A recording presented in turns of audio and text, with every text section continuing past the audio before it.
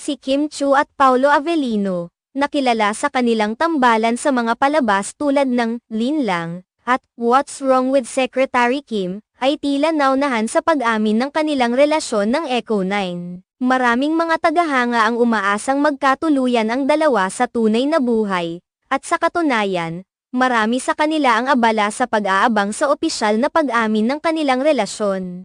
Ngunit, sa kabilang banda, tila ang mga tagahanga ng Kim Chiu at Paolo Avellino ay nagulat dahil kamakailan ay lumabas ang balita na sina Janine Gutierrez at Jericho Rosales ay naunang nagpasya na aminin ang kanilang relasyon. Sa kabila ng mga ulat na may koneksyon sila kamakailan lamang, ang pagsibol ng mga rumor tungkol sa relasyon ni Janine Gutierrez at Jericho Rosales ay nagbigay ng mas malaking pansin sa kanilang tambalan. Maraming fans ang nakatingin sa kanila na tila nagkaroon ng bagong pag-asa para sa mga pag-amin sa kanila.